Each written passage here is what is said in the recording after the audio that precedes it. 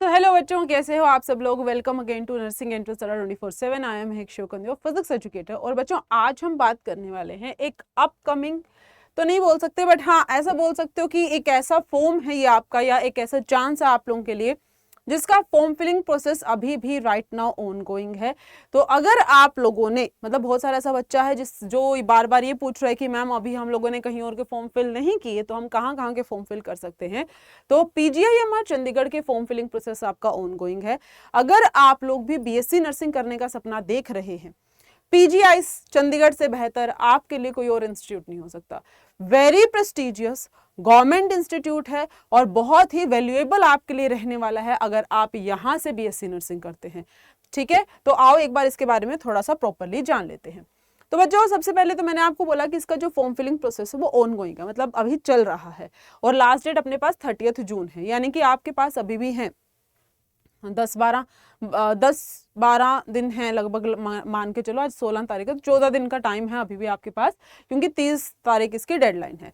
फिर जैसे ही आप फॉर्म फिल कर लोगे, आपका 2 से 4 जुलाई तक क्या चलने वाला है, आपका करेक्शन विंडो ओपन होगा। ठीक है, और इसका जो फॉर्म के अंदर ही जो है एग्जाम की डेट है वो मेंशन कर दी है। मतलब इसका जो पूरा का पूरा आपके पास नोटिफिकेशन आया था उसके अंदर ही एग्जाम की डेट ऑलरेडी मेंशन्ड है कि 24 जुलाई को आपका जो है पेपर होने वाला है।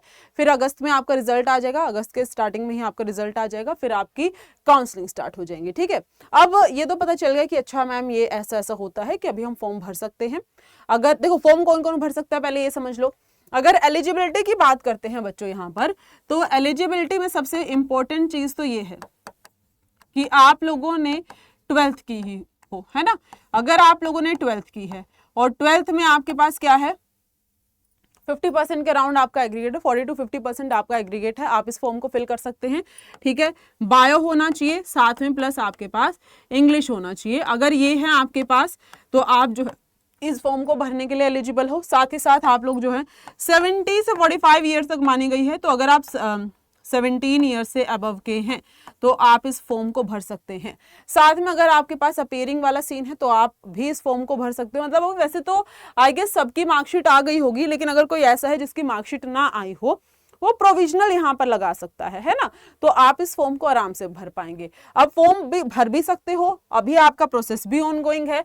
अब जान लेते हैं कि पेपर में क्या कुछ आता है और पेपर कैसे होता है। सबसे पहले तो बच्चा आपका जो है कंप्यूटर बेस्ड टेस्ट होने वाला है। 90 मिनट्स आपको मिलेंगे इस पेपर को करने के लिए। यहां पर नेगेटिव मार्किंग भी है, तो आपको इस बात का ध्यान रखना है कि जब आप क्वेश्चंस अटेम्प्ट करके आएंगे पेपर के अंदर, तो आपको बहुत अच्छे से और बहुत सूझबूझ के साथ सवालों को अटेम्प्ट करना है, क्योंकि यहां पर आपकी नेगेटिव मार्किंग है। आप अंधाधुंध गेसिंग नहीं करके आ सकते, तुक्के नहीं चला सकते। ओके, आओ अब जरा आगे चलते हैं। अब आपने बात कर ली कि मैम ठीक है, डन, अपना पेपर एमसीक्यू बेस्ड होगा, सीबीटी मोड में होगा, नेगेटिव मार्किंग के साथ होगा। आपके ये 5 सब्जेक्ट पेपर में पूछे जाते हैं, physics, chemistry, bio, English and nursing aptitude. अगर मैं यहाँ पर बात करती हूँ किसकी, फिजिक्स की, आपका वही 11th-12th का जो अपना सिलेबस रहता है वही आपका सिलेबस रहने वाला है। ठीक है, कंप्लीटली 11th-12th बेस्ड आपका ये तीनों का तीनों रहेगा। ठीक है, आप जो भी इंपॉर्टेंट पढ़ते हैं 11वीं में और 12वीं में वो सारा यहाँ से पूछा जाएगा। ठीक है, पीजीआईएमआर का पेपर देखो थोड़ा सा तो हाई लेवल का होता है ना। बायो के लिए आपको proper NCERT line to line read करके जानी है। केमिस्ट्री में आपको प्रॉपर आप फॉर्मूलाज याद कर लीजिए, ट्रेंड्स याद कर लीजिए, रिएक्शंस याद कर लीजिए। फिजिक्स की अगर आप बात करोगे, आपको कंसेप्ट अच्छे से पता होना चाहिए, आपको फॉर्मूलाज याद होने चाहिए, आपको इंपॉर्टेंट पॉइंटर्स पता होने चाहिए। इंग्लिश में क्या कुछ पूछा जाएगा, इंग्लिश में आपके वोकैब पूछे जाते हैं जी। वोकैब में क्या आता है, मतलब अलग अलग शब्दों के मीनिंग पता होने चाहिए, उसका समानार्थी शब्द, उसका विलोम अर्थी शब्द, है ना, है ना। आपके पास एंटोनियम सिनोनिम्स हो गए, आपके पास जो है ग्रामर पूछी जा सकती है। ग्रामर में अपने पास क्या कुछ हो जाएगा बच्चा, ग्रामर में आपके पास सारे के सारे वर्ब, टेंसेस, वॉइसेस, ये सब कुछ पूछा जाता है। ठीक है, उसके बाद आपके पास ये इंपॉर्टेंट है, कॉम्प्रिहेंसिव वगैरह नहीं आता, एरर वगैरह पूछ लेता है। ठीक है, एरर आपका स्पेलिंग चेक वगैरह वो आपका वैसे तो वो कैब में ही काउंट हो जाएगा, बट अगर आपको अलग से लिखना है तो आप इसको लिख सकते हैं। अगर हम नर्सिंग एप्टीट्यूड की बात करते हैं, इसका जो नर्सिंग एप्टीट्यूड है वो थोड़ा सा एडवांस लेवल का आता है, थोड़ा सा घुमा कर पूछता है।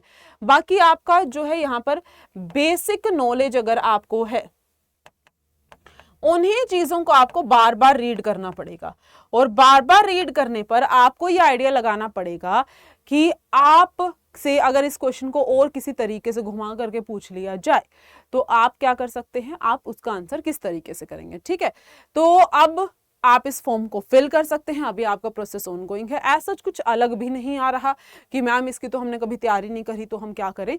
और बहुत ही प्रेस्टिजियस इंस्टीट्यूट है, काफी इंपॉर्टेंट मान के चलिए कि ये फॉर्म आपके लिए रहने वाला है, क्योंकि बहुत अच्छा इंस्टीट्यूट है, फीस आपकी काफ़ी कम रहेगी। तो आप जो है अच्छे से इस पेपर के लिए तैयारी कीजिए, क्योंकि यहाँ पर भी कंपटीशन बहुत ज़्यादा होता है।